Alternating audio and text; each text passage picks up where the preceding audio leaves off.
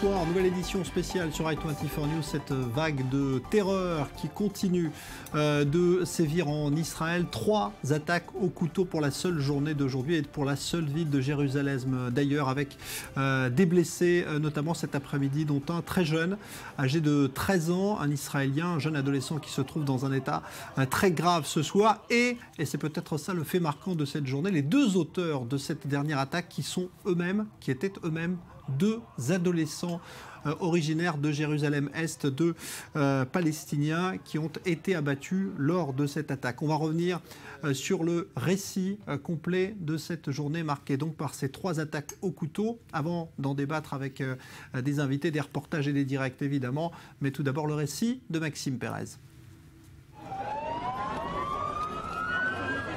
Une fois encore, Jérusalem n'a pas échappé à la terreur des couteaux. 3 attaques ont été perpétrées en l'espace de quelques heures ce lundi dans la capitale israélienne. La première se déroule peu avant 9 h à l'entrée de la Porte des Lions, l'un des points d'accès de la vieille ville. Arrivé du cimetière musulman, un Palestinien attire l'attention des policiers qui lui demandent de s'arrêter. Le suspect refuse d'obtempérer et se rue sur les agents. Il parvient à planter son couteau dans le gilet pare-balles d'un policier. Le terroriste est immédiatement abattu. Même scénario ou presque en début d'après-midi, près de la colline des munitions à Jérusalem. Une femme palestinienne suspecte refuse de subir un contrôle d'identité. Quand un policier s'approche, elle se retourne et tente de le poignarder. L'assaillante est rapidement neutralisée. Voici les images amateurs filmées autour de cette jeune femme, quelques instants après son attaque avortée. Une Palestinienne de 16 ans, originaire du quartier de Beth Hanina, à Jérusalem-Est. Un peu plus d'1 heure plus tard, dans le quartier de Pisgat Ze'ev, en bordure de Jérusalem, 2 Palestiniens attaquent au couteau plusieurs passants à proximité d'un autobus. 2 jeunes Israéliens sont très grièvement blessés, notamment un adolescent de 16 ans, dont l'état est qualifié de désespéré. Un garde-frontière est alerté par les cris et se précipite sur les lieux de l'attentat. Il tire et abat un premier terroriste et parvient à blesser le second, qui est finalement neutralisé quelques mètres plus loin par des soldats en permission. J'étais en train d'attendre le tramway avec le casque sur les oreilles quand j'ai vu des gens courir. Je n'ai pas compris ce qui se passait. Alors j'ai enlevé mes écouteurs et j'ai entendu beaucoup de cris. Je n'ai pas vu l'attaque, mais j'ai vu des Arabes et ils étaient plus que 2. Ils partaient en courant, l'un d'eux s'est fait neutraliser ici à la station et l'autre plus loin là-bas, mais ils étaient plus que 2. Comble de l'horreur, les 2 terroristes responsables du carnage sont des Palestiniens âgés respectivement de 13 et 17 ans.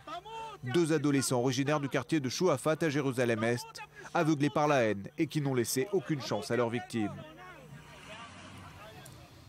Alors, Benjamin Netanyahou s'est exprimé cet après-midi à la Knesset, vous l'avez vécu en direct sur notre antenne, pour rappeler qu'Israël avait vaincu d'autres vagues de terreur et qu'il en serait de même pour celle-ci, qui est un peu particulière. On va en parler évidemment ce soir, parce que le couteau est évidemment l'arme qui semble être privilégiée par tous ces auteurs d'attentats et qui sont d'ailleurs, on le voit aujourd'hui encore, de plus en plus jeunes. On en parle avec vous, Daniel Haïk. Bonsoir, analyste politique sur i24 News. Bonsoir Mary Rossman, spécialiste des relations internationales. Merci d'être avec nous. Bonsoir à vous. Shmuel Trigano, professeur de sociologie, auteur du Nouvel État juif. C'est votre dernier livre que l'on va voir s'afficher à l'écran et qui évoque évidemment la situation d'Israël. Alors, Daniel Haïk, un mot d'abord sur cette vague de terreur qu'on appelle toujours vague de terreur, toujours pas intifada, le mot n'est pas employé, non, mais qui semble avoir quand même maintenant ce dénominateur commun, c'est-à-dire ce couteau et ces auteurs très jeunes.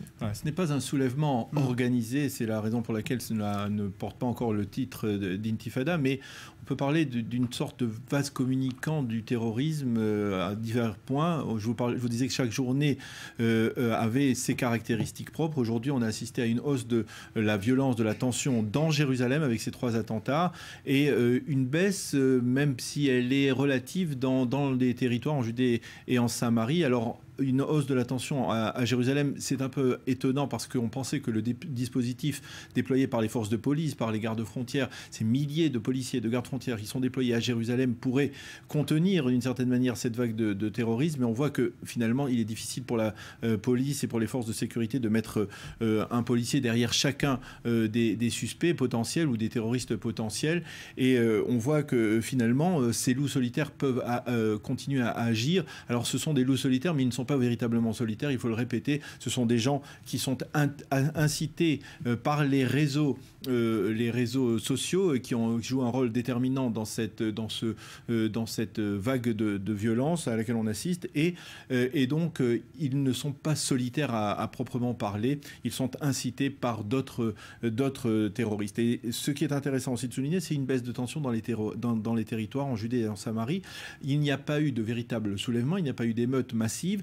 Il y a eu quelques petits affrontements entre forces de sécurité et des Palestiniens, mais c'est relatif et on a le sentiment que quelque part il pourrait y avoir une sorte d'union nationale un peu surprenante entre les jeunes, parce que ce sont les jeunes qui sont à l'origine de ces émeutes, les jeunes du Hamas, du Fatah, même du djihad islamique, qui seraient prêts à former une sorte d'union nationale pour essayer d'attiser à nouveau l'attention et cela contre Mahmoud Abbas, dont le rôle est jusqu'à présent un rôle d'apaisement, même en dépit de ses propos de ces dernières semaines, en particulier à l'ONU. Au cours des derniers jours, et les forces de sécurité israéliennes le reconnaissent, Mahmoud Abbas et les forces de sécurité palestiniennes font tout pour apaiser la tension. La grande question est de savoir, est-ce que Mahmoud Abbas contrôle encore une partie de sa population, ou une partie de la population palestinienne? Il semble qu'il ait quelques difficultés à contrôler même l'ensemble du Fatah. Il y a des éléments au sein du Fatah, il y a des leaders de l'autorité palestinienne qui affirment qui ont pris au sérieux d'une certaine manière les menaces de Mahmoud Abbas de quitter la scène politique et qui considèrent qu'il est d'une certaine manière déjà, il appartient au passé et qu'il faut répondre à d'autres enjeux, d'autres défis et qui attisent l'attention sur le terrain. Alors, Myriam Haussmann, quel est votre sentiment ce soir alors qu'on voit bien que ces attaques ne cessent pas, ces attaques au couteau? D'abord, ce n'est pas un intifada à mes yeux. Et de toute façon, il y a une chose qui est différente de fois précédentes, c'est le Facebook, Internet, tous les réseaux sociaux. En fait, si on va sur le réseau social en arabe, en langue arabe, on les incite d'abord à la haine, à prendre le couteau. On les apprend comment on prend le couteau, qui va être la personne, à chercher des religieux, à chercher des gens on voit qui sont plus juifs, les forces d'ordre. On a vraiment une citation à prendre le couteau et partir dans les rues. Ça, c'est une chose. Et pourquoi est-ce que ça prend maintenant, aujourd'hui? Parce que ces messages de haine, ils existent depuis des années, on les voit. Parce qu'on est arrivé à une guerre de religieux, parce qu'il y a des mensonges, parce que Israël va changer le status quo sur El Aqsa, l'esplanade. Israël va prendre El Aqsa. Il y a tellement des mensonges qui se baladent, il y a tellement de non-vérités qui se passent, et ces jeunes-là, ils le croient. Ils le croient et ils sortent à l'attaque. Maintenant, c'est vraiment... ça, c'est une chose primordial pour voir comment ça se passe. Maintenant, il n'y a pas de leadership de côté. Abou Mazen n'est pas capable, vraiment, comme a dit Daniel, il n'est pas capable d'arrêter tout ça. Et on a attendu Herzog aujourd'hui à la Knesset, quand il a vu Mahmoud Abbas il y a quelques semaines, il est venu chez M. Netanyahou, il lui a dit que Mahmoud Abbas a dit lui-même, je suis impuissante, il y aura une vague, c'est l'Internet, c'est Facebook, etc. Bien sûr qu'il y a tous... Ce qui est différent d'abord, c'est tous les réseaux sociaux et l'incitation à la haine et tous les mensonges qui se baladent. Et bien sûr aussi, il n'y a pas aussi un processus, on va nulle part. Alors bien sûr que ça, tous ces éléments et paramètres ensemble, ils amènent ces jeunes-là qui se sentent, ils voient qu'il n'y a pas de choix. Et bien sûr, il ne faut pas oublier Daesh et tous les partis. On voit toutes les activités des Daesh, toutes les activités qui se passent autour dans la région. Et tout ça, c'est une escalade qu'on ne voit pas où ça va aller. Shmuel Trigano.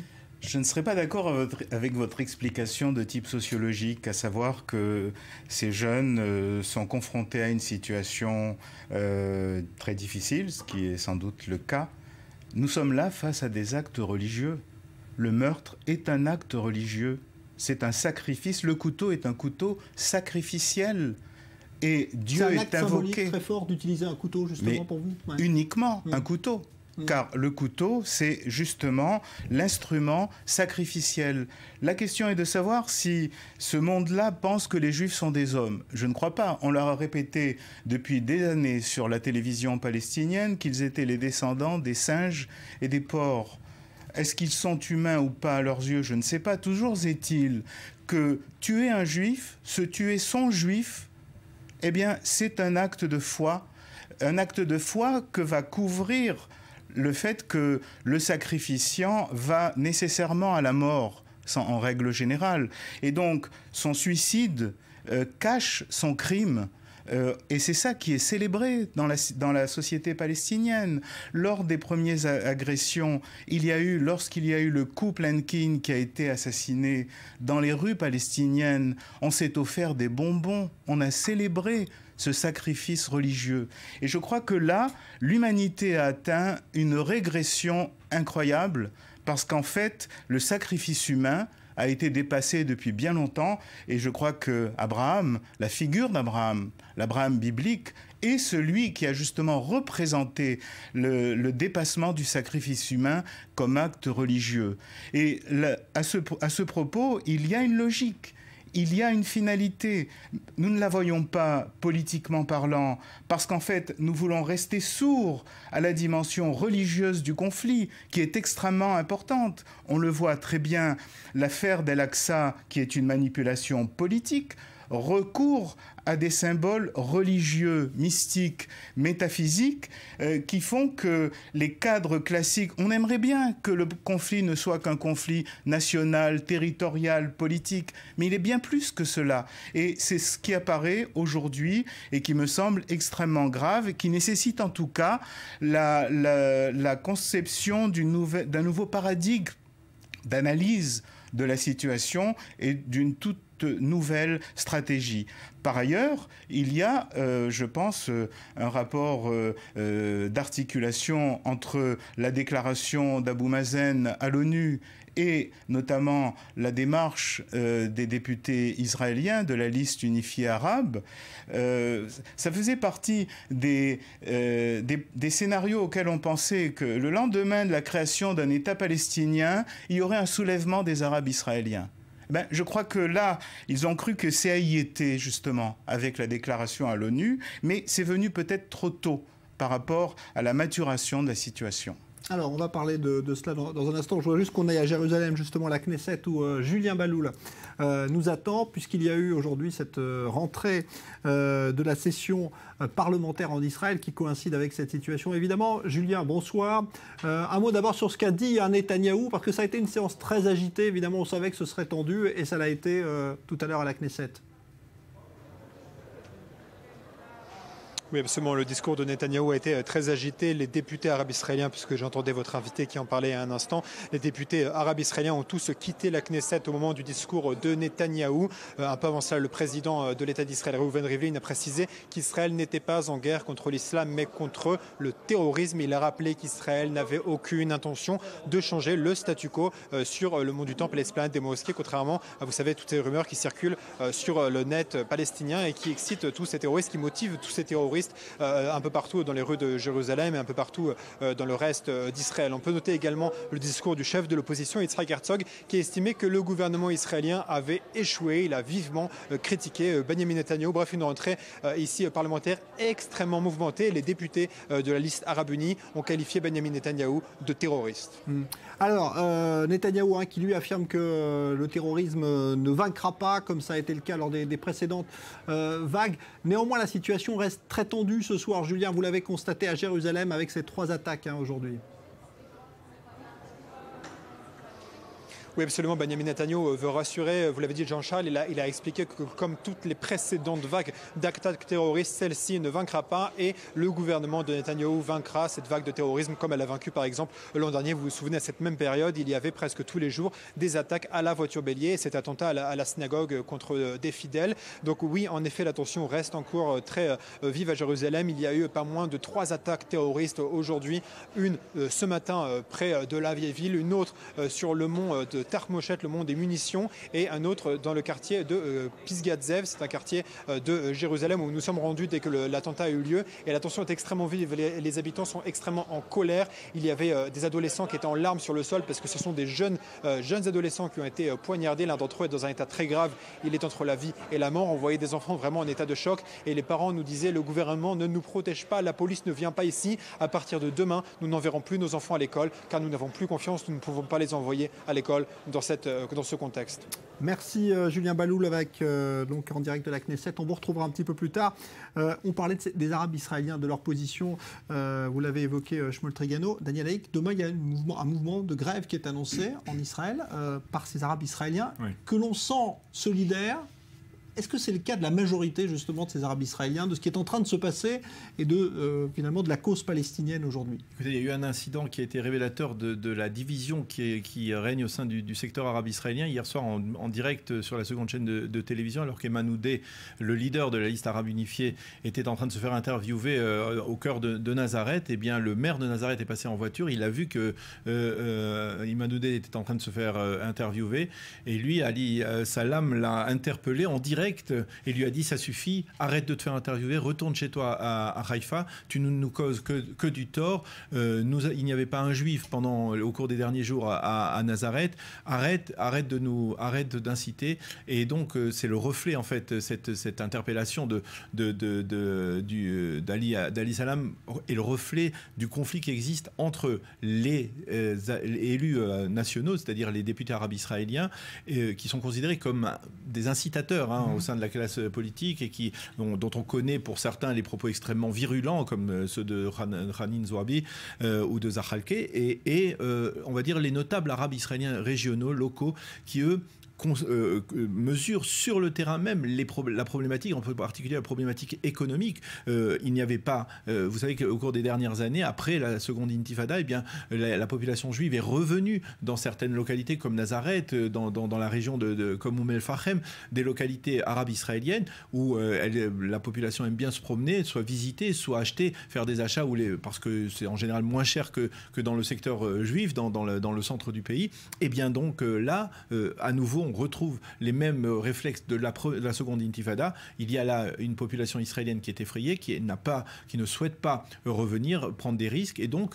cela se traduit concrètement. Il n'y avait pas de visiteurs, par exemple, juifs au cours des derniers jours, et cela a suscité la colère donc du maire de Nazareth comme de l'ensemble des élus locaux. Il y a là un conflit entre les élus nationaux et les élus locaux, et je crois que quelque part la position d'Ali Salam, du maire de Nazareth, est en fait le reflet de la position d'une partie importante de la population qui ne veut pas aller plus loin dans cette intifada, qui veut certes s'identifier avec la cause palestinienne, qui veut certes la création d'un État palestinien. Il y a des enquêtes extrêmement intéressantes qui ont été faites, la dernière par le professeur Sami Smora, qui révèle qu'il y a une radicalisation du secteur arabe israélien en faveur des Palestiniens, en faveur d'un État palestinien, mais une baisse sensible de l'implication des Arabes israéliens dans des actes terroristes. Alors il y a là de la part des Arabes israéliens une volonté de dire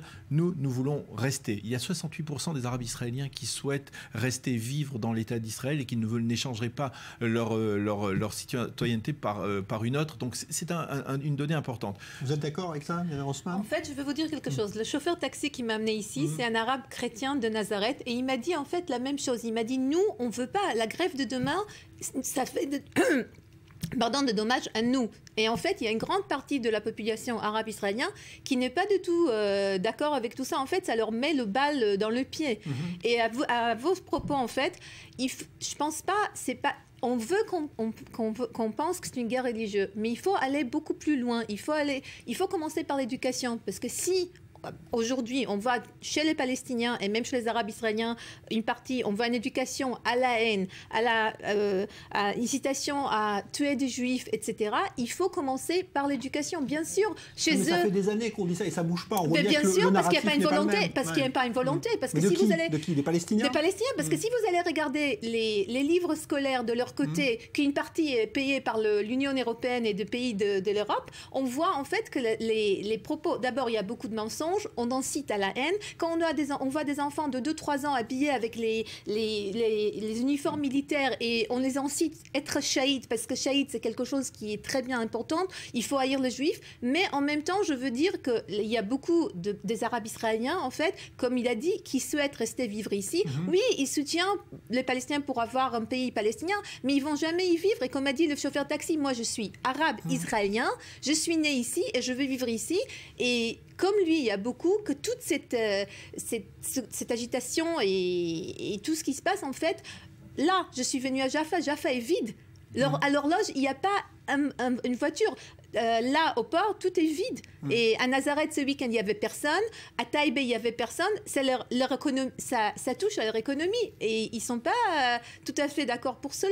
On verra le reportage d'ailleurs de Julien Balloul là-dessus tout à l'heure. Oui, c'est très important de ne pas faire de totalisation. Il est absolument évident. Même une majorité de Palestiniens de Jérusalem ne souhaitent pas faire partie de l'État palestinien, ce qui est quand même quelque chose d'assez extraordinaire. Mais cette liste arabe unifiée pose véritablement un problème. Et je suis très stupéfait que la Cour suprême, qui est toujours très sensible aux questions politiques, etc., ne soit pas intervenue sur cette affaire. Parce qu'en fait, la liste partisane qui a été présentée à la Knesset va des islamistes aux communistes. En somme, c'est toute une société comme un État dans l'État qui s'est constitué à travers ce parti politique.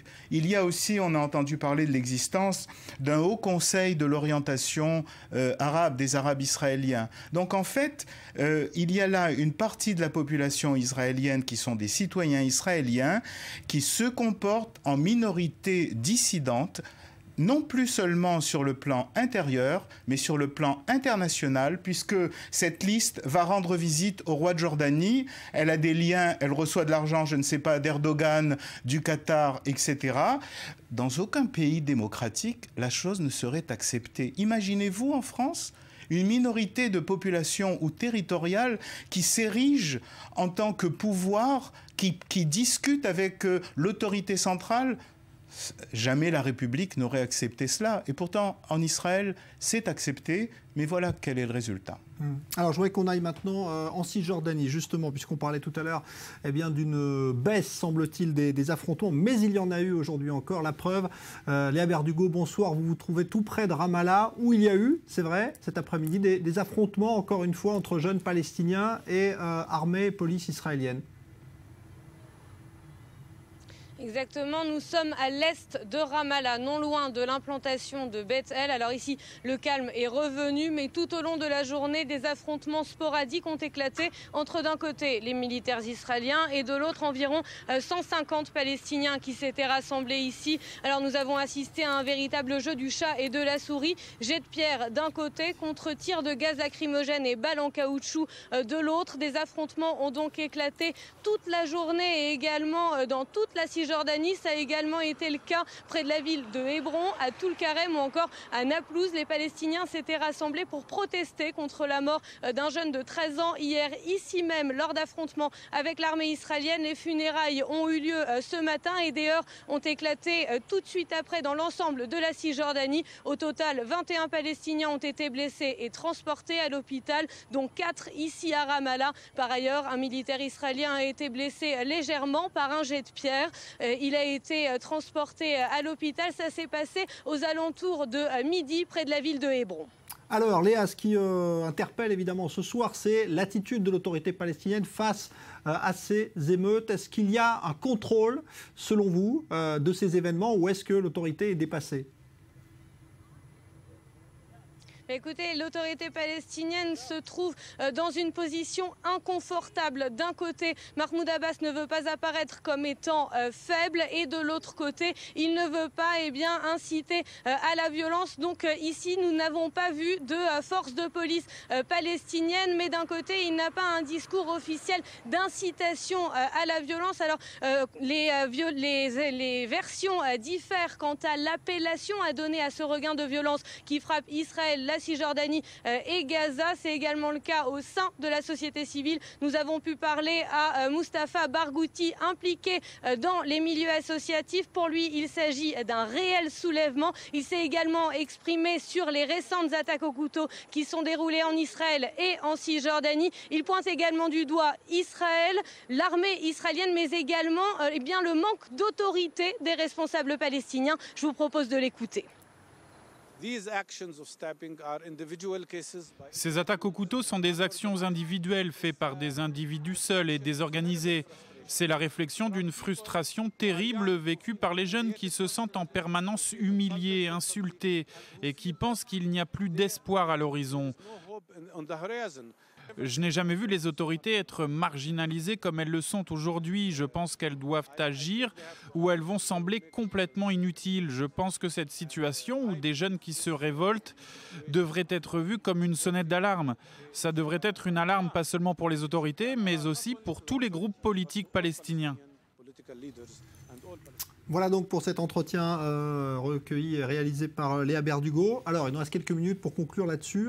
Vous avez le sentiment, est-ce qu'il faut s'inquiéter justement de la forme que prend ce mouvement de violence et qui semble échapper à tout contrôle, Myriam Rossmann? Oui, je pense que oui, parce qu'on ne voit pas où ça va. Je ne suis pas très optimiste, parce qu'il n'y a pas de leadership, comme on a dit, ni de côté de l'autorité palestinienne, parce que Mahmoud Abbas, d'un côté, il n'incite plus à la haine, mais si on regarde les télévisions de l'OLP, si on regarde leurs propos, on voit clairement que ce n'est pas le cas. Il faut que les Israéliens et les Palestiniens, Mahmoud Abbas et Netanyahou, arrivent tous les deux, peut-être avec... Là, il y a une initiative américaine qui va se faire avec peut-être le roi de Jordanie et d'autres pour calmer le feu et que la situation se calme. Mais on ne voit pas vraiment... je ne vois pas vraiment, parce que c'est vraiment... il n'y a pas un leadership ni d'aucun côté, même du côté israélien, parce qu'on voit aussi tout ce qui se passe entre Netanyahou, Bennett, même les ministres dans le gouvernement, ils disent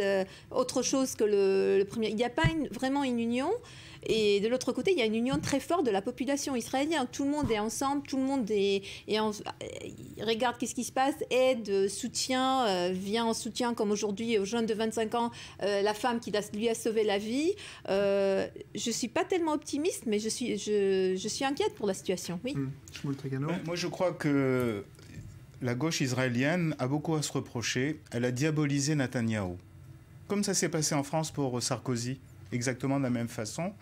Et cette diabolisation qui permet aux députés arabes de sortir de la Knesset lorsque le chef du gouvernement prend la parole, ce qui est quand même une insulte considérable sur le plan politique. Donc son autorité a été sapée de toutes sortes de façons, si bien que, il n'a plus l'autorité qu'il aurait dû avoir. Deuxièmement, n'oublions pas que Mahmoud Abbas n'est pas élu depuis 2009. Il détient le pouvoir non démocratiquement, si la démocratie existe, mais par passivité. D'une certaine façon. Donc il n'y a plus à s'étonner qu'il ne représente plus la société palestinienne. Si la société palestinienne est majoritairement pour le Hamas, pourquoi voulons-nous qu'Abbas continue à le représenter? Tout accord passé avec lui sera renversé le lendemain. Et donc là, il y a vraiment des questions fondamentales sur l'évolution du conflit et peut-être aussi sur le fait que l'État d'Israël n'a pas encore finalement adopté une position définitive sur le statut de ces territoires et de la société palestinienne. Merci Shmuel Trigano, merci Myriam Rossmann. Daniel Haig, vous restez encore un peu avec nous dans un instant, suite de cette édition spéciale. À tout à l'heure.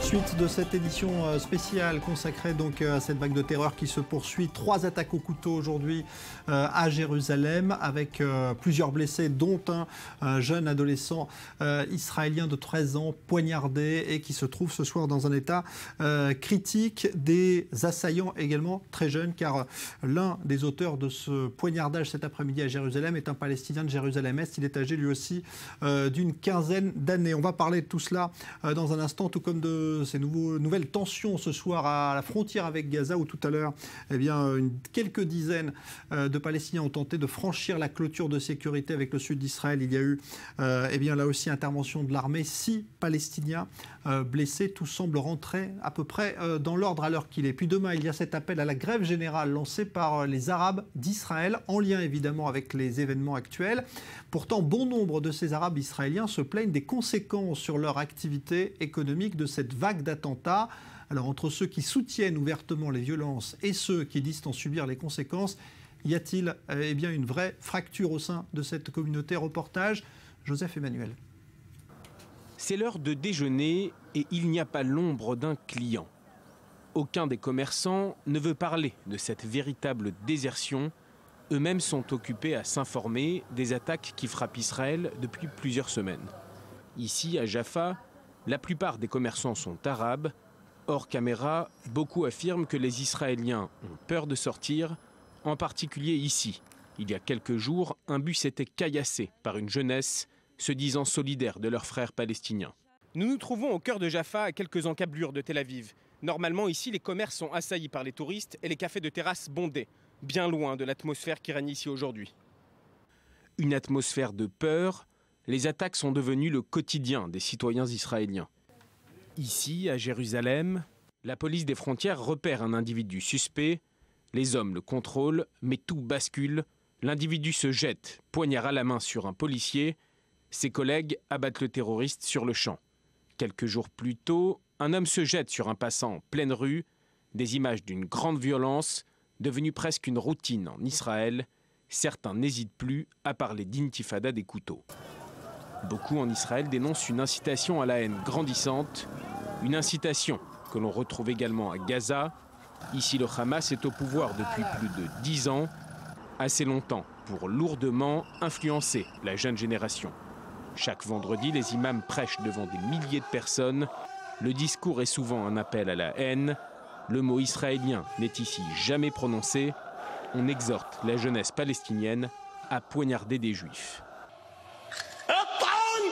Mes frères de Cisjordanie, poignardez! Poignardez les mythes du Talmud dans leur esprit. Poignardez les mythes du temple dans leur cœur. Des appels au meurtre sans embarras. Des dizaines de jeunes arabes palestiniens ou israéliens passent désormais à l'acte, mais certains n'assument pas leurs gestes. Alazi Wad, 20 ans, est présenté ce lundi à sa juge. Il affirme avoir été victime d'un simple accident de voiture, une version surréaliste pour les témoins de la scène. Car la veille, dans la ville de Gan Shmuel, dans le centre d'Israël, Alazi Wad est au volant de sa voiture. Il fonce dans un groupe, puis sort de son véhicule, poignarde 3 passants. L'une des victimes, une jeune femme de 19 ans, sera même lacérée au visage. Le jeune homme est originaire d'Oum al-Fachem, la plus grande ville arabe israélienne, à une vingtaine de kilomètres de l'attentat. Mais si certains, comme Alazi Wad, semblent ne pas assumer totalement leurs gestes, ça n'est pas le cas de tous les terroristes. Sur les réseaux sociaux, certains jeunes réagissent au discours de leurs dirigeants religieux comme politiques et n'hésitent pas à poster leur désir de tuer des juifs avant de sortir et de passer à l'acte. Alors, on est toujours avec Daniel Haïk. À mes côtés, nous rejoignent à présent Ali Waked, bonsoir, notre expert pour le monde arabe et musulman, et Yitzhak Levanon, bonsoir. Bonsoir. Ambassadeur d'Israël. Un mot justement sur ce qui est en train de se passer. On a vu qu'Israël a obtenu ce soir le retrait auprès de YouTube, la chaîne sur Internet, de toutes ces vidéos d'incitation. Est-ce qu'à votre avis, il y a un lien entre tout ce qui circule sur Internet, ces appels à tuer des juifs, et ce qui est en train de se passer en Israël, ou est-ce que finalement, c'est quelque chose qui devait se passer de toute façon et qui n'est pas lié à ces appels? Non, enfin, disons que ça aide beaucoup, enfin, les gens qui écoutent, la jeunesse plutôt, lorsqu'ils vont sur Facebook ou sur Twitter ou sur d'autres choses, sur YouTube, ils écoutent tout ça, ils sont motivés, ils sont incités, ils font ce qu'ils veulent. Et on a parlé, enfin, pendant ces derniers jours, on a parlé beaucoup de la presse ou de networks sociaux et de tout ça, qui en fait, c'est le véhicule qui convainc les gens de faire ce qu'ils font, parce qu'il y a quelque chose de très spécial cette fois-ci, qu'on est en train de parler de la jeune génération. Ce sont des gens qui ont l'âge de 13 jusqu'à 18 ans, 19 ans. C'est une chose qu'il faut comprendre pourquoi c'est arrivé, parce que je ne crois pas que ces gens-là, à l'âge de 13 ans ou de 14 ans, vous avez une certaine frustration politique, disons, de la situation. Mais au contraire, il y a un autre motif. Je crois que le motif, c'est peut-être le YouTube, le Facebook, les discussions entre eux, et lorsqu'ils se rencontrent, lorsqu'ils échangent ce point de vue. Donc ça contribue un peu. Mais n'empêche qu'il y a des grandes questions qu'il faut se demander. Comment se fait-il qu'un jeune, de façon consciente, il fait une attaque au couteau, etc., sachant qu'il risque sa vie. Et sachant est au bout quand il y a, comme on l'a vu à Jérusalem, autant de policiers autour. Donc il faut voir les motifs, les raisons profondes de cela. Ali Waked, là-dessus? Moi, je pense que l'incitation, elle est là, bien sûr, elle est très présente. À mon avis, bloquer YouTube, ce n'est pas la solution. Mais il ne faut pas oublier, c'est toute une génération. On parle des adolescents, on parle même des enfants qui grandissent dans une atmosphère atmosphère d'armée, dans une atmosphère de confrontation, dans une atmosphère où les séries les plus populaires à la télé sont les séries où les Palestiniens se battent contre les Israéliens, où bien sûr les idoles ne sont pas... C'est vrai, ils sont aussi Ronaldo et Messi, mais ils ne sont pas les seuls. Il y a les ingénieurs du Hamas qui sont aussi populaires.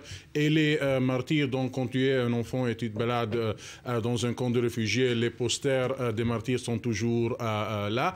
Et le rêve de ces enfants d'être un jour armés comme ces jeunes ou comme ces adultes martyrs qui ont commis tel ou tel acte contre Israël. Mais à mon avis, si on essaye de maintenir la question sur le niveau sécuritaire, ça n'aboutira à rien. Il y a ici une génération palestinienne qui lance un carton rouge, à mon avis, même pas jaune, au président palestinien. Là, les paroles, les solutions, les négociations, les rounds, Kerry, le quartet, ça ne nous suffit pas. On veut voir un changement dans lequel, quand on passe d'une ville palestinienne à une autre, on ne veut pas voir l'armée israélienne. Et ça a commencé, cette intifada ou ce round de confrontation, ça a commencé avec les vingtaines. Et là, comme M. l'ambassadeur vient de le dire, on voit que même des gens de 13 ans sont impliqués dans ces attaques.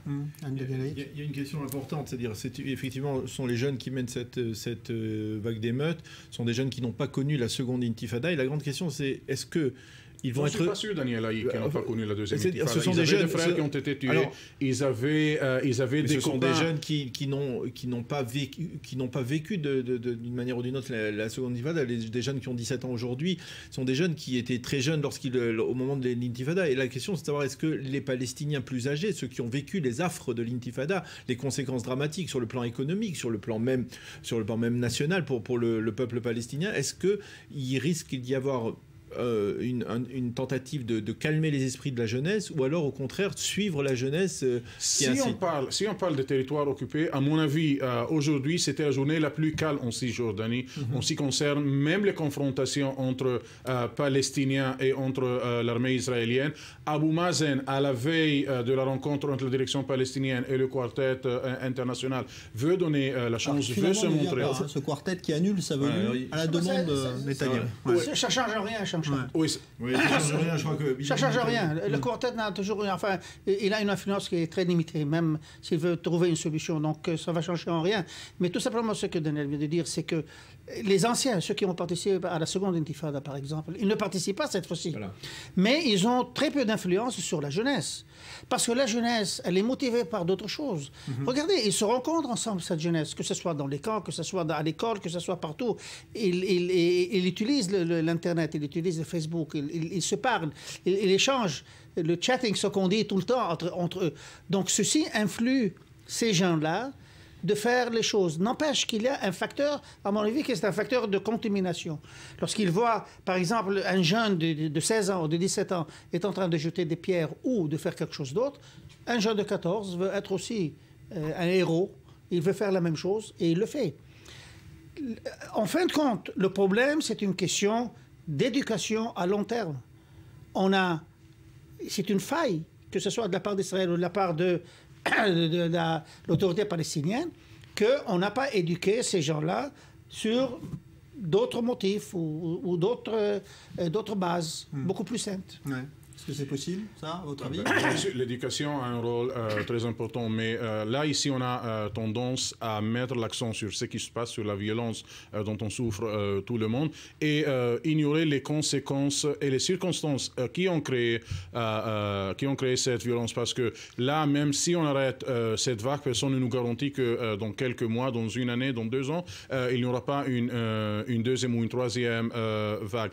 Là, la politique du gouvernement israélien de traîner avec la solution et de mettre l'accent sur la gestion du conflit et non pas sur la solution du conflit, garantit que là, ce round, même s'il s'arrête parce qu'il y a une direction palestinienne qui a intérêt à l'arrêter, personne ne nous garantit, Abu Mazen il a 82 ans, personne ne nous garantit que celui qui va remplacer Abu Mazen dans quelques mois, dans quelques années, respectera le même ordre de de jeu et sera commis à la politique, à la stratégie non violente que préfère le président actuel de l'autorité palestinienne. Il y a un élément aussi important, c'est que si on revient sur ce qui a précédé la seconde intifada, le mois de septembre 2000, on n'était pas du tout dans un contexte d'impasse au niveau du processus de paix. On était au contraire dans un contexte de générosité de la part d'Ehud Barak, qui était alors Premier ministre et qui avait proposé au sommet de Camp David en juillet 2000 près de 95% de la Cisjordanie, même un partage de Jérusalem. Il suffisait de prendre la proposition de Barak et d'aller peut-être un petit peu plus loin pour Yasser Arafat. Or là, Daniel a dit que les Israéliens emploient des expressions de générosité, alors que les Palestiniens ne sont pas là. Oui, je sais bien. Ils ne aimaient pas sur la même onde. Et là, il faut comprendre. Et ce sont ces jeunes-là qui ne réfléchissent pas est-ce que la proposition, l'offre de Ehud Barak était généreuse ou pas. Pour eux, il y a une situation dans laquelle ils se trouvent. Leur liberté de mouvement est très limitée. Ils voient qu'ils restent dans la même situation de vie et que toutes les promesses des politiciens d'un nouveau horizon, d'un nouveau futur ne sont pas là encore. Je veux dire qu'il y a deux contextes. Il y a un contexte où il y avait effectivement des propositions, une possibilité de règlement, et ça aboutit à la seconde intifada. Et là, il y a un contexte où il y a effectivement une sorte de marasme et d'impasse qui peut justifier une forme de soulèvement ou de vague de terreur. Je vais vous prendre en surprise. Je crois que cette jeunesse qui font les émeutes aujourd'hui, etc., ce sont les gagnants. Le fait qu'Israël répète toutefois qu'elle va garder le status quo, ce qui dit que les Juifs ne peuvent pas prier sur l'esplanade du Temple, ils ont gagné. Parce que, bon, c'est ce qu'ils veulent. La seconde chose, ils font pression sur Abou Mazen. Le président Abou Mazen, il est dans une impasse politique qui est énorme. Et il y a des critiques qui sont énormes contre lui, donc il doit faire quelque chose. Il doit bouger dans un sens.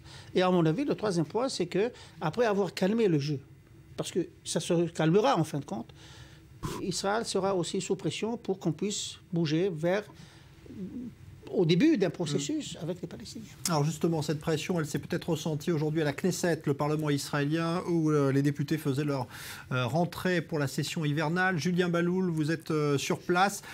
Justement, quelles sont les implications politiques de ce qui est en train de se passer, de cette vague de terreur qui ne s'arrête pas ?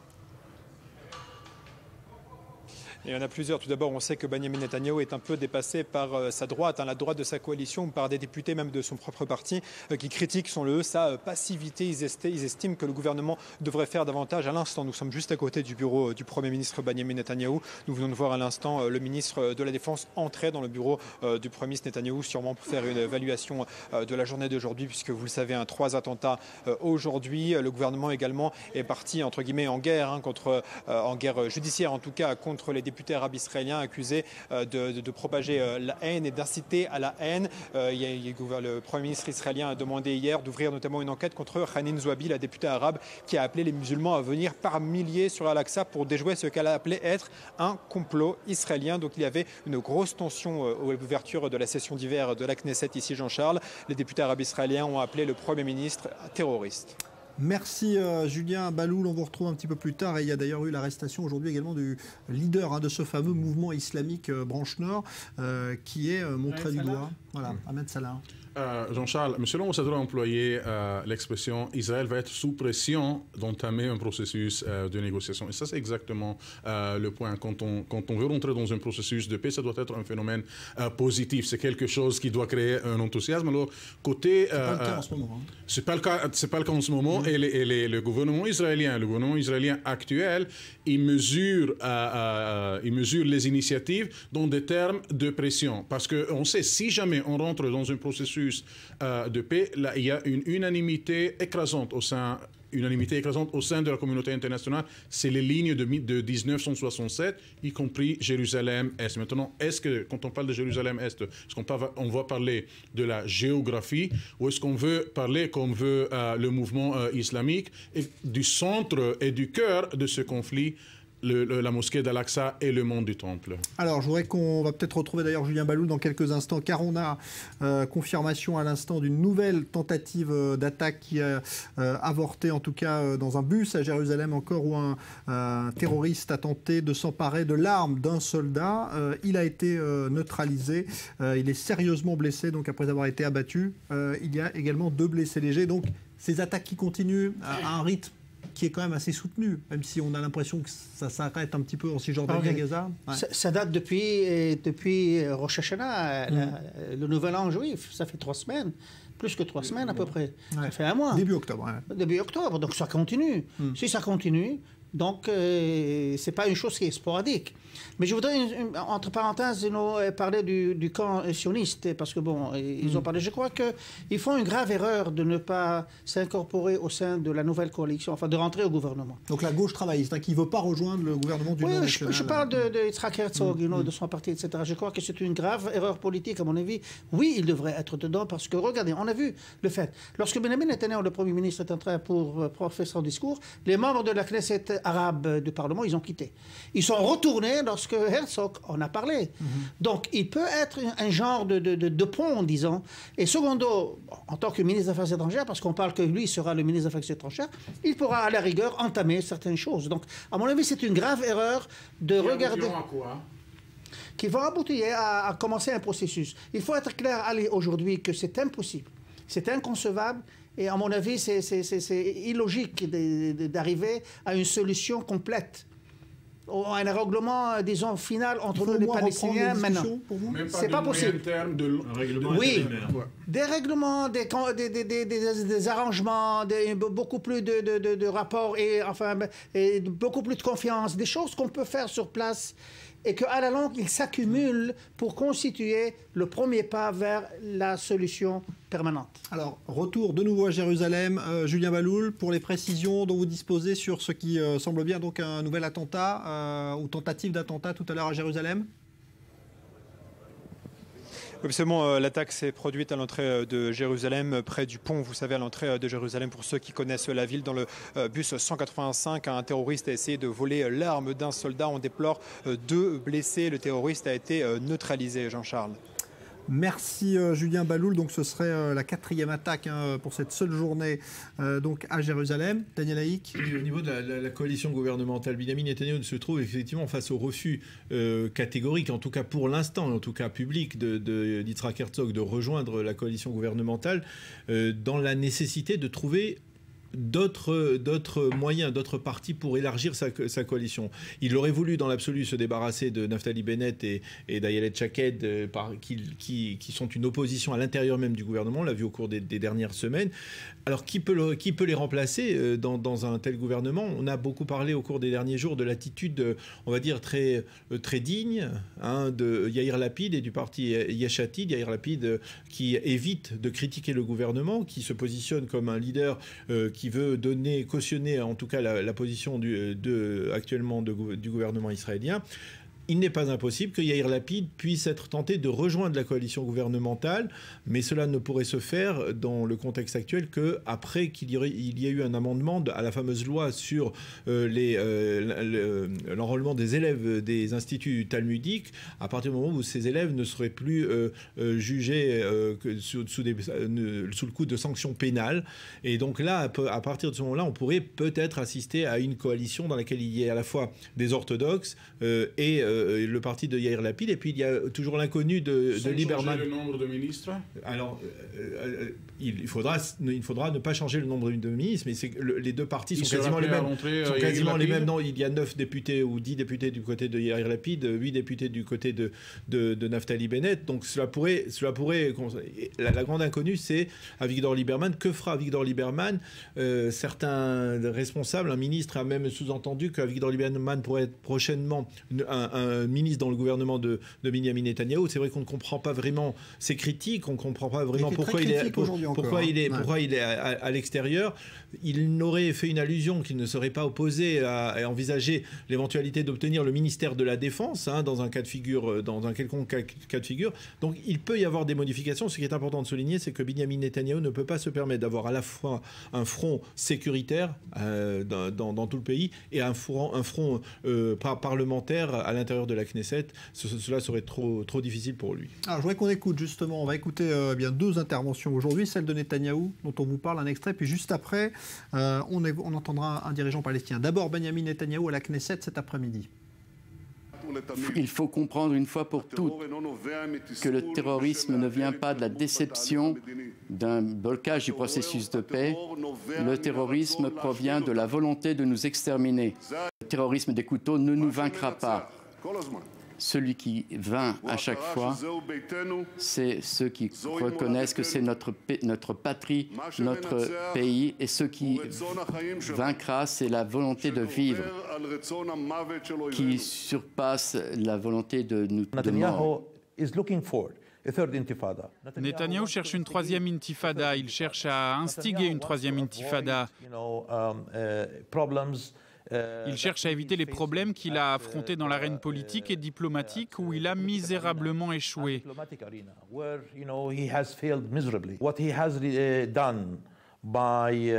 Netanyahou a fait escalader la situation dans le 3e lieu saint de l'islam et a ainsi transformé un problème politique en un problème religieux. En rendant le problème religieux, cela devient ensuite très compliqué à contrôler. Cela peut prendre de l'ampleur en passant d'une question exclusivement israélo-palestinienne à un problème entre juifs et musulmans.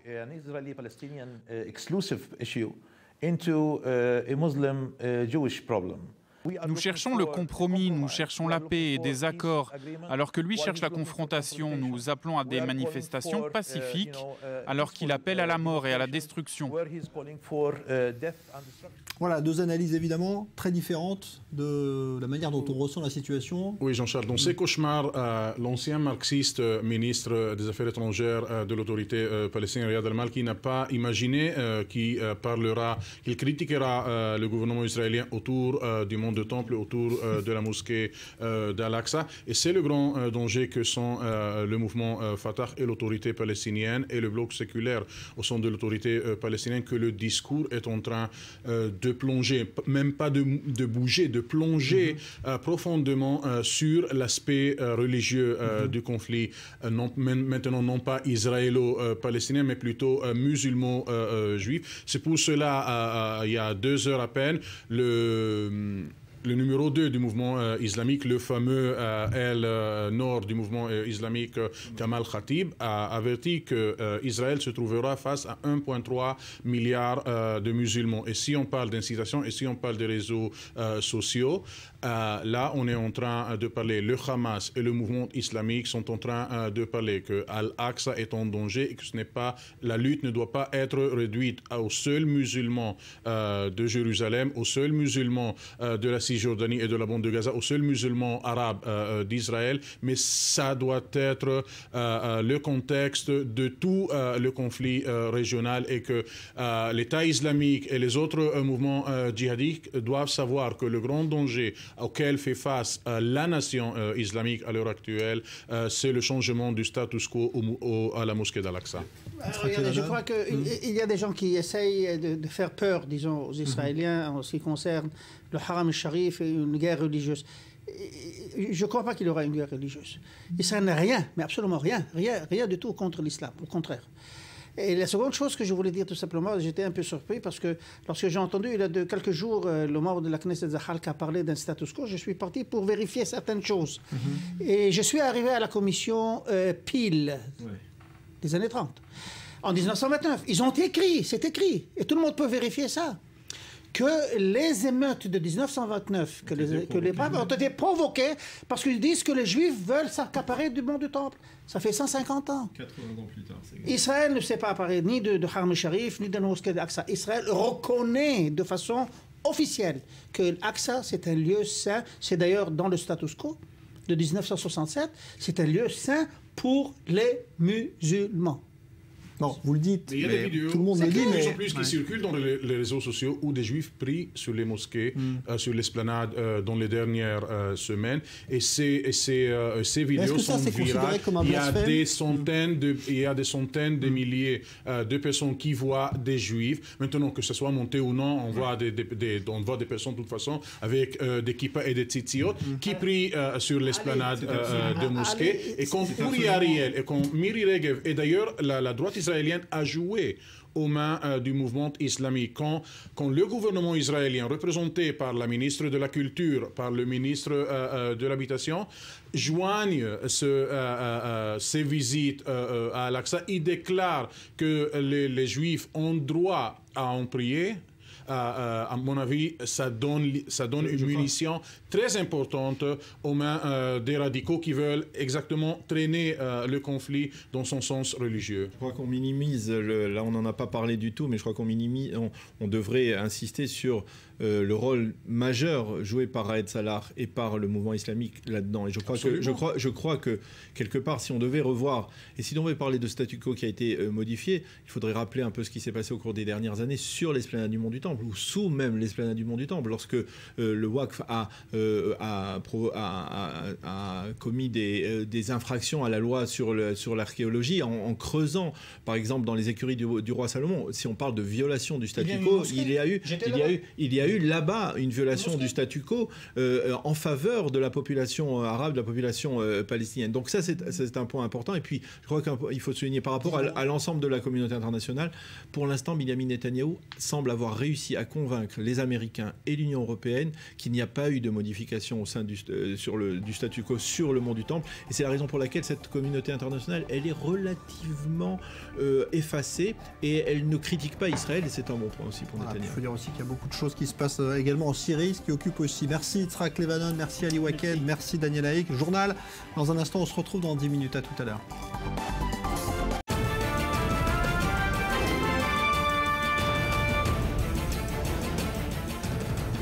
Suite du grand direct, évidemment, on reviendra à l'actualité israélienne et à cette nouvelle tentative d'attentat qui a fait 2 blessés à Jérusalem. Dans un instant, on retrouvera Julien Baloul. On parlera économie également, mais tout d'abord, le dossier syrien et la France qui est peut-être en train de cibler ses propres djihadistes présents sur le territoire syrien avec les raids aériens menés contre l'État islamique. C'est une information qui semble se confirmer, notamment à l'occasion du déplacement qu'effectue actuellement le Premier ministre Manuel Valls en Jordanie, où il a bien sûr été question aujourd'hui du conflit voisin. Julia Ganancia. Des djihadistes français ont-ils été tués par des frappes françaises en Syrie? L'information est probable, mais en tout état de cause, Manuel Valls avertit, Paris continuera à cibler les combattants de l'État islamique. Nous continuerons, quelle que soit la nationalité de ceux qui sont dans ces centres qui préparent des attentats. Les Français ont droit à la plus grande protection. Notre responsabilité, c'est de frapper Daesh. Et nous continuerons, quelles que soient les nationalités. Les terroristes, de ce point de vue-là, n'ont pas de passeport. En marge du déplacement du Premier ministre en Jordanie, une source gouvernementale évoque pour la première fois la possible présence de Français parmi les victimes des frappes. Le chiffre de 6 a été avancé par une ONG syrienne. Une information qui, si elle se confirmait, ferait débat concernant la base juridique de ces opérations. Il est en effet envisageable que des familles de nationaux portent plainte pour assassinat en invoquant l'absence de fondement légal de ces bombardements. Comme les États-Unis et la Grande-Bretagne, la France invoque la légitime défense pour justifier ces bombardements aériens en Syrie. Ils sont près de 1700 Français dans les rangs de l'État islamique, des ressortissants potentiellement entraînés au combat, aux attentats suicides, qui pourraient même, une fois de retour, frapper la France de l'intérieur. Alors, plusieurs autres informations importantes liées justement à ce dossier syrien ce soir. Les États-Unis qui annoncent ce soir avoir parachuté des armes aux rebelles qui luttent contre l'État islamique en Syrie. Mais dans le même temps, la Russie, elle, a mené une nouvelle fois une 50aine de frappes aériennes au cours des dernières heures. Et cela commence d'ailleurs à inquiéter sérieusement l'Europe et l'OTAN qui accusent les Russes de chercher à prolonger cette guerre civile en renforçant le camp du président Assad. Maël Benoliel. 53 cibles de l'État islamique bombardées en Syrie au cours des dernières 24 heures. C'est en tout cas ce que prétend le ministère russe de la Défense. Un appui aérien de poids pour les forces du régime de Bachar al-Assad qui reprennent petit à petit du terrain au prix de violents combats. L'armée du dictateur syrien, aidée aussi par des milices pro-régime, des combattants du Hezbollah et des militaires iraniens, a fait état de la prise de 9 localités autour de Khan Sheikhoun depuis le début de la contre-offensive il y a près d'une semaine et de la couverture aérienne russe. Une intervention qui change la donne pour la chef de la diplomatie européenne, Federica Mogherini, qui urge dans le même temps la Russie de cesser immédiatement les frappes de son aviation qui visent l'opposition modérée en Syrie. C'est certainement quelque chose qui change les règles du jeu. Certains éléments sont très inquiétants, en particulier concernant la violation de l'espace aérien de la Turquie. Je me suis toujours dit, et je crois que cela sera abordé aujourd'hui, que les interventions contre Daesh doivent être clairement contre Daesh et d'autres groupes terroristes tels que définis par les Nations Unies. Des propos que partage l'OTAN qui défend la même position que l'Union européenne. À ce stade, de son côté, Vladimir Poutine a réaffirmé que la Russie n'enverra pas de troupes au sol en Syrie. Selon le président russe, l'objectif de son intervention militaire est de stabiliser le front et de créer les conditions pour la mise en œuvre d'un compromis politique. Autrement dit, tout faire pour maintenir en place Bachar al-Assad, fidèle allié de la Russie. On passe à l'actualité économique de cette journée. Pour cela, on va d'ailleurs accueillir Steve Oana, bonsoir, qui est notre consultant, professeur de finance à l'ESCP Europe. Bonsoir Steve. Tout d'abord, une information qui peut paraître étonnante comme cela à première vue. Twitter, le fameux réseau social mondialement connu et reconnu, qui va licencier, parce que bizarrement, ou pas, d'ailleurs, c'est une entreprise qui ne gagne pas d'argent.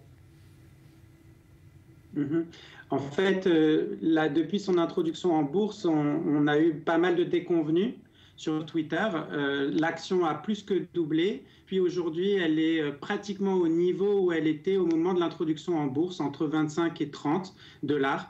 La nomination d'un nouveau président a d'abord un peu enthousiasmé les marchés, mais aujourd'hui, comme il a annoncé un plan de réduction drastique des effectifs, y compris parmi les ingénieurs, sans préciser du tout de stratégie de croissance pour Twitter, eh bien, ça a inquiété pas mal les marchés et l'action a perdu 7%. Donc, il y a des interrogations sur l'avenir de la société. Alors, finalement, ce qui ne marche pas, c'est le modèle économique de Twitter. On n'arrive pas à savoir finalement comment cette entreprise peut être rentable ? Exactement, et d'ailleurs cette question ne concerne pas que Twitter, ça concerne toute en fait la nouvelle économie. Internet, on a du mal encore à définir le business model de toutes ces compagnies comme Facebook, Google, etc. Aujourd'hui, Twitter ne gagne pas d'argent. On ne sait pas très bien d'ailleurs comment elle va en gagner dans l'avenir. Il y a le président qui a fait une annonce très importante il y a quelques jours en disant qu'il allait se développer dans la mise en ligne de contenu vidéo. Donc ça pourrait être une perspective intéressante, mais Twitter arrive sur un marché avec une très forte compétition, notamment Snapchat. C'est pas du tout clair que Twitter va réussir à conquérir des parts de marché dans ce secteur-là. Bon, en attendant donc licenciement annoncé de la moitié des effectifs de Twitter dans le monde. Alors, Steve Oana, l'autre info du jour, c'est le prix Nobel d'économie qui est attribué à un Britannique, Angus Deaton, qui a travaillé... Et ça, c'est peut-être un signe des temps sur la pauvreté. C'est comme ça qu'il s'est fait connaître, notamment. Oui. Alors, Angus Deaton, c'est un économiste un peu à l'opposé de celui qui a été récompensé l'année dernière, Jean Tirole, le français Jean Tirole. Jean Tirole était beaucoup dans la modélisation théorique des interactions entre agents économiques, etc. Et Deaton, lui, c'est un économiste qui met les mains dans le cambouis. C'est vraiment ce qu'il caractérise dans toute sa carrière. Il a essayé de comprendre les comportements réels des agents, aussi bien dans les pays pauvres que dans les pays plus avancés. Il a essayé de comprendre comment ils se comportaient dans leur consommation en fonction des revenus qu'ils pouvaient avoir. Il a essayé de comprendre à quoi pouvait servir l'aide au développement qu'on fournissait aux pays en voie de développement. Est-ce que c'est utile ou pas? Il a essayé de comprendre la relation entre les revenus et le bien-être des agents et a trouvé à chaque fois des choses très surprenantes et des choses qui venaient de son observation empirique des phénomènes. Donc c'est un économiste très intéressant. Alors vous parliez justement de ces observations étonnantes. C'est vrai qu'il s'était fait connaître notamment en estimant qu'on pouvait être heureux finalement en se contentant, entre guillemets, de 66 000 € par an, 75 000 $ par an, qu'au-delà on ne serait pas plus heureux. Ça c'est quelque chose qui peut étonner. Ouais. Exactement. En fait, il avait montré que l'estime de soi pouvait augmenter au-delà de 75 000 $. Par contre, on ne dépensait pas mieux son argent pour s'apporter plus de plaisir et de bien-être, par exemple en passant plus de moments avec sa famille au-delà de 75 000 $. Donc il y a cet effet de seuil, de saturation, au-delà duquel le bonheur n'augmente pas beaucoup, au-delà de 75 000 $. Et ça me paraît très intéressant à l'heure où justement il y a un peu une explosion des inégalités, et notamment qui vient de l'explosion des plus hauts revenus, des 1% plus riches, dont Thomas Piketty, l'économiste français, a beaucoup parlé dans son dernier livre. Donc justement, est-ce que ça n'est pas contre-productif de faire exploser les plus hauts revenus, puisque ça ne renforce pas tellement leur bonheur à eux, et ça pourrait peut-être être aux dépens du plus grand nombre?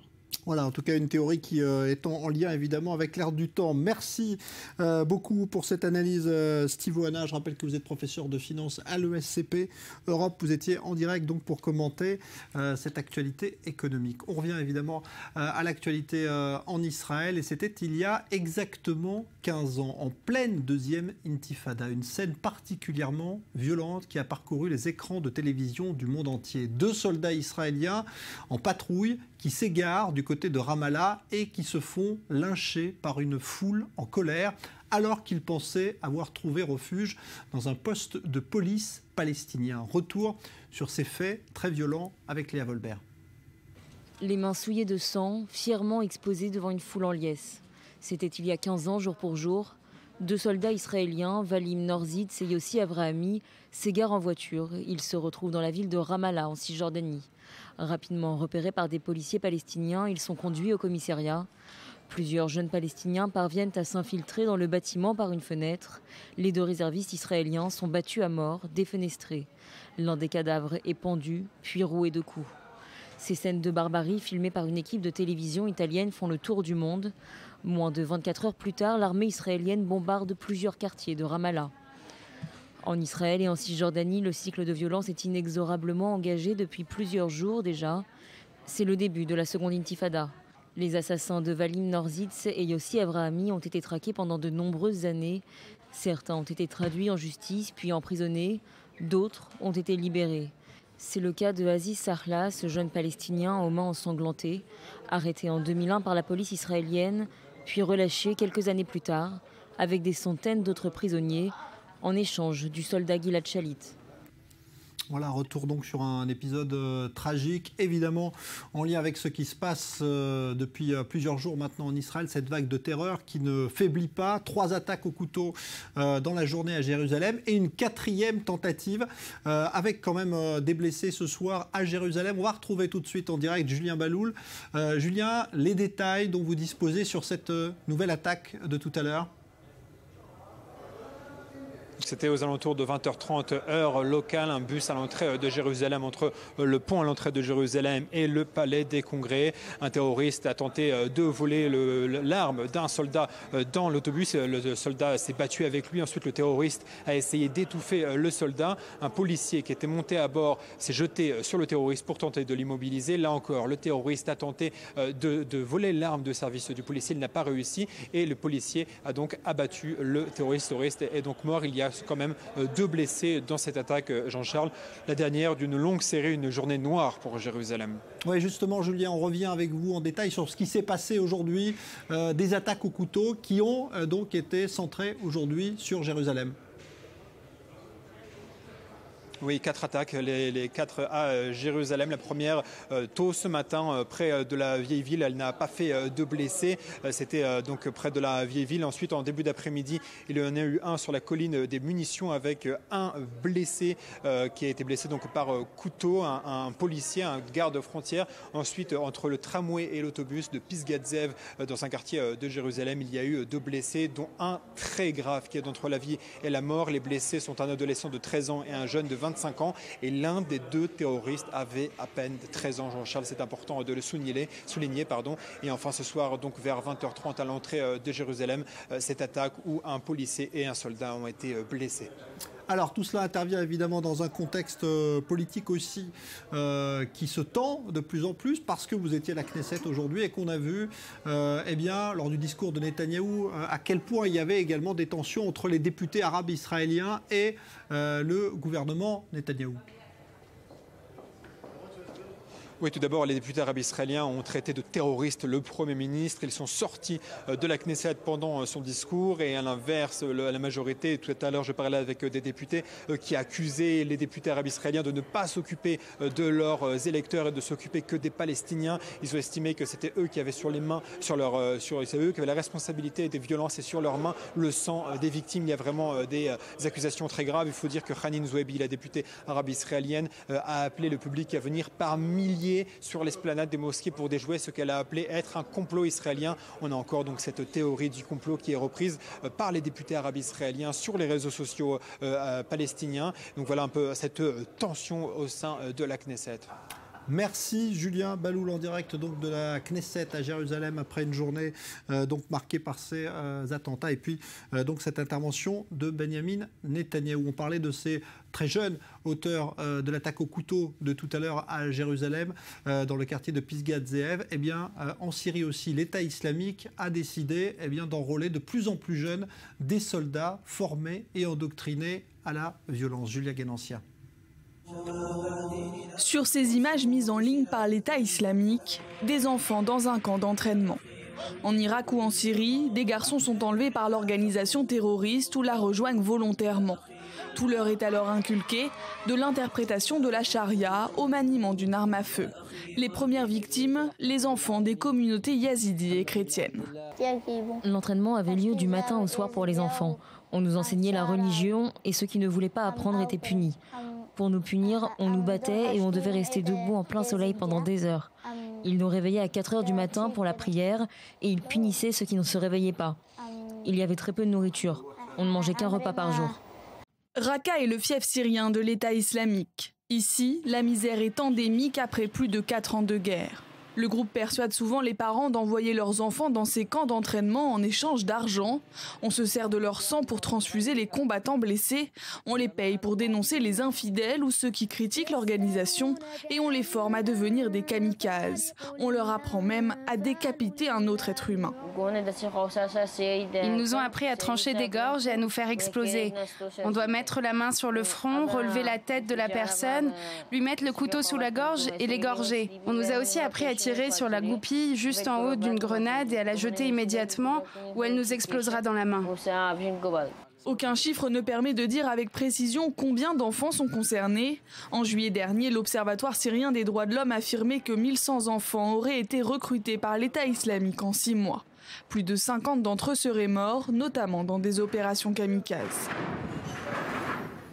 Voilà, l'État islamique désigné comme suspect numéro 1 dans l'attentat d'Ankara par la Turquie, c'est officiel depuis aujourd'hui. 97 morts, c'est le bilan. Et puis l'État islamique qui aurait également tenté de commettre un attentat à Moscou. Plusieurs personnes interpellées également par les forces russes, des personnes qui revenaient de Syrie justement. Nouveau journal dans un instant. Bonne soirée.